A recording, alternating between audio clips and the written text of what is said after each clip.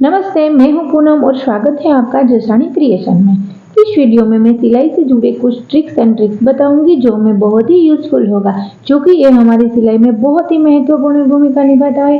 ये ट्रिक्स लगती तो छोटी है मगर बहुत ही यूजफुल होती है। तो चलो वीडियो को देरी किए बिना स्टार्ट करते हैं। तो इस ट्रिक्स नंबर 1, हमारे घर में कहीं ऐसे फ्रूट प्रोडक्ट्स होते हैं जिसके ऊपर हम इस तरह की एल्यूमिनियम फोल्ड आती है।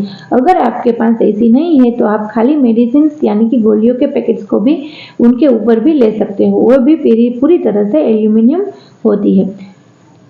इस तरह से मैंने इसे वॉश करके लिया है, क्योंकि ये मेरे घर में पड़ा था, चीज के ऊपर का लेयर था। इसे इस तरह से मैं फोल्ड करके लूंगी। ये काफी पतला है इसलिए मैंने इसे डबल फोल्ड किया है। अब इसे नीचे रखने के लिए मैं कॉटन का कपड़ा लूंगी, क्योंकि इसे हम मशीन के ऊपर चलाना है। मशीन के ऊपर चलाते हैं तो इसके टुकड़े हो जाते हैं और सुई नीचे फंस जाती है, तो इसीलिए मैंने कॉटन का कपड़ा लिया है। सुई में से धागे को निकाल देना है और बिना धागे के ही यहाँ पे चलानी है। 3-4 मिनट तक मैं ऐसे ही एल्यूमिनियम फोल्ड के ऊपर चलाऊंगी। इस घर्षण से सुई का जो पॉइंट होता है वो काफी स्मूथली होता है और सुई के ऊपर कोई जंक्स वगैरह पड़ता है तो वो पूरी तरह से क्लीन हो जाता है।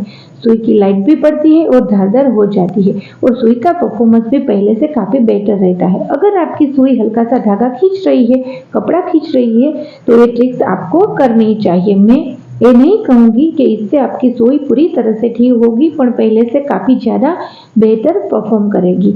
महीने में एक बार तो मैं इसे जरूर ट्राई करती हूँ। आप भी ट्राई करना और मुझे कमेंट में बताना ये ट्रिक्स आपको कैसी लगी। अब मैं एल्यूमिनियम फोल्ड का दूसरी भी ट्रिक्स में ट्राई करूंगी। अब मैंने यहाँ पे एक सीजर ली है। कई बार सीजर की जो धार होती है वो कम हो जाती है। एल्यूमिनियम फोर्स के ऊपर इसे चलाने से इसकी धार है जो वो पहले से काफी बेहतर और थोड़ी धारदार हो जाती है। इस तरह से महीने में एक बार सीजर की सर्विसेज करवानी ही चाहिए। और मैं आगे ज्यादा चला रही हूँ क्योंकि मेरे आगे से सीजर का पॉइंट है वो थोड़ा कम हो गया है। कम से कम हमें इसे 5-10 मिनट तक चलाना होगा, तभी जाके हमारी धार वापस आएगी। तो इसके लिए ये जो खाली गोलियों के पैकेट्स हैं एल्यूमिनियम के होते हैं, इसके ऊपर भी मैं चलाऊंगी। अगर तो फ्रेंड्स आप भी ट्राई करना सीजर की धार आपकी भी कैसी आई और मुझे बताना मत भूलना कि ट्रिक्स आपको कैसी लगी। अब आती है ट्रिक्स नंबर 3। कई बार डेनिम के ऊपर या मोटे कपड़े के ऊपर, जींस के ऊपर सिलाई चलाते वक्त हमारी जो मशीन की सुई होती है वो टूट जाती है या धागा टूट जाता है या फिर सिलाई नहीं आती है। तो ये सारी परेशानियों का हल एक नहाने का साबुन लेना है। कोई भी साबुन आप ले सकते हो। जहां पर आपको सिलाई लगानी है वो एरिया में आपको घिस के लगाना है। ध्यान रखिए साबुन हमारा गीला नहीं होना चाहिए, पूरी तरह से ड्राई होना चाहिए। यहाँ पर मैंने ऊपर की तरफ लगा दिया है और नीचे की तरफ भी इसे घिस के लगा रही हूँ। ये अच्छे से हमें लगाना है ताकि कपड़े के अंदर के रेशों में भी ये चला जाए और बाद में इसे हमें वॉश कर लेना है। यहाँ पर मैंने लगा दी है और ये जो सुई है यहाँ पर भी मैं थोड़े से साबुन को घिस लूंगी।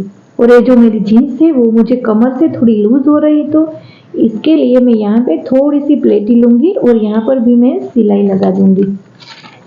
ये साबुन की मदद से बहुत ही सॉफ्ट हो गया है और कपड़े के रेशों भी वो साबुन लग चुका है। तो यहाँ पे सुई को कम घर्षण पड़ना है और सिलाई भी अच्छे से आ गई है। इससे ना सुई बेंड होगी और ना डर रहता है धागे टूटने का। कैसी लगी ट्रिक मुझे जरूर बताना और जरूर पढ़ने समय आप भी इसे घर पे जरूर ट्राई करना। अब आती है ट्रिक्स नंबर 4। ये जो धागा खत्म होता है तो हम इस रील को फेंक देते हैं, लेकिन इसको फेंकना नहीं है, इसको बीच में से हमें कट करना है छरी की मदद से। बाद में हमें इसको यहाँ पे छोटी कंची की मदद से इसे कट लगाना है। और ये जो रील है इसे हमें यहाँ से इस रील को यहाँ से यहाँ इसके बीच में रखना है और इसे रैप करना है। हाँ, अब मेरा काम खत्म होता है तो अब मैं इसे इस तरह से रैप करके रख देती हूँ तो धागा निकलता नहीं है। सेम इसी तरह से हम दूसरी में भी कर लेते हैं। एक रील से हम 2 रील का कवर बना लेते हैं।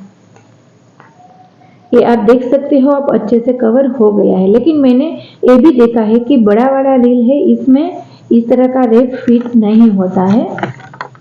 रील के ऊपर ऐसे, तो हम इस रील के ऊपर ऐसे कट लगा देंगे इस तरह से थोड़ा सा कट लगाना है और ये जो धागा होता है इसे हमें ये कट लगाया है इसके अंदर डालना है। यहाँ धागा बहुत ही टाइटली बैठता है और जब तक आप इसे निकालेंगे नहीं तब तक ये धागा निकलेगा भी नहीं। तो यहाँ धागा अच्छे से लॉक हो जाता है।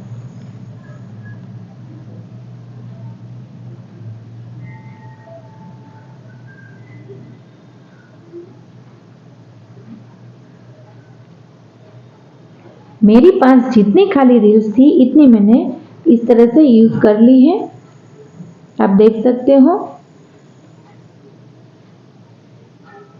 और ये जो बड़ी रील्स थी इसे मैंने कट लगा के धागे को लॉक कर दिया है। अब चाहे आप इस बॉक्स को हिलाइए या झुलाइए, किसी भी रील्स से धागा निकलेगा नहीं। तो आप इसको जरूर ट्राई कीजिएगा। यहाँ पर हमें दो स्क्वायर पीस लिए हैं, इसकी चौड़ाई और लंबाई 2 इंच ली है और ये छोटा स्क्वायर पीस थोड़ा छोटा लिया है। यहाँ पर मैं करने क्या वाली हूँ वो आपको पता चल जाएगा। घर में कोई भी ऐसी चीज लीजिए जिसमें होल हो। यहाँ पर छोटा होल है और ये बड़ा होल है। आपको जिस साइज की पोटली बनानी है इस हिसाब से आप ले सकते हो। अब इस स्क्वायर को यहाँ रख दिया और इसके अंदर हमें इस तरह से होल करना है, इस तरह से। और ये छोटा पीस है इसे हमें फोल्ड करके इसके अंदर डालना है।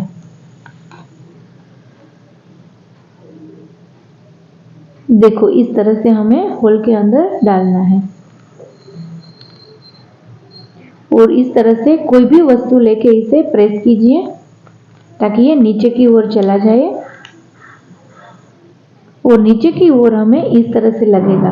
बहुत ही स्मार्ट तरीके से हमारा पोटली बटन फास्ट रेडी हो जाता है। और अब इसे धागे से रैप कर देंगे।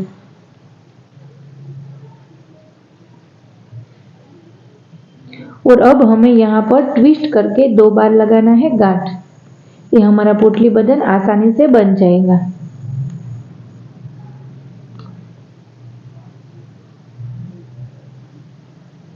और ये जो एक्स्ट्रा कपड़ा है इसे हमें कट करके निकाल देना है और हम कम समय में और एक ही साइज के पोटली बटन बना सकते हैं। तो इस तरह से हम कहाँ पर भी डिजाइन बनाए तो पोटली बटन यूज होता है। अब आती है ट्रिक्स नंबर 6।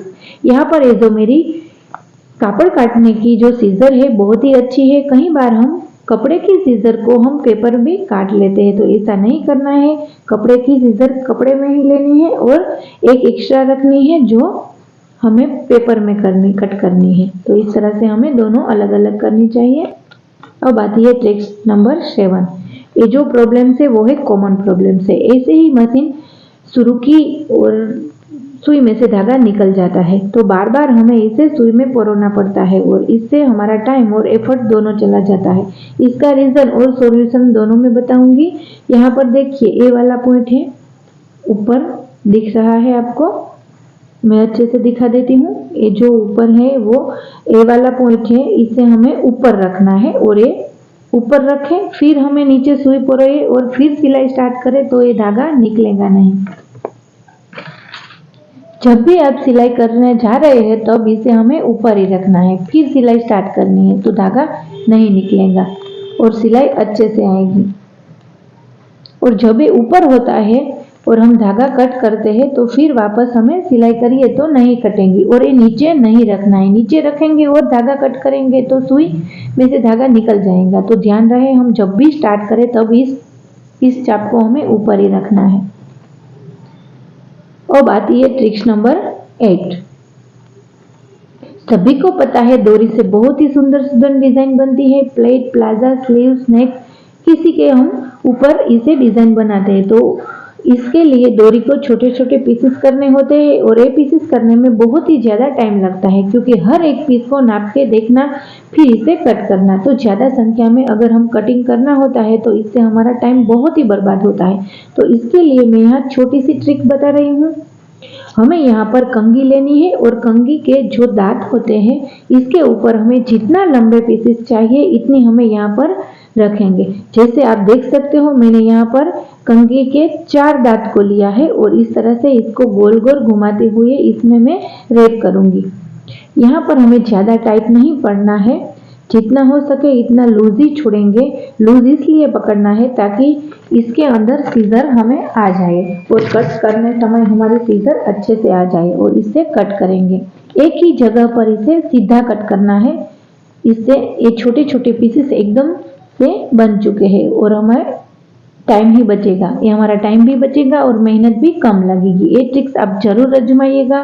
आज के लिए बस इतना ही है। सभी ट्रिक्स कैसी लगी मुझे कमेंट करके जरूर बताना। और हाँ, मेरी चैनल को सब्सक्राइब नहीं किया है तो कर दीजिए और हाँ, एक लाइक जरूर करना। Thanks for watching. Bye bye.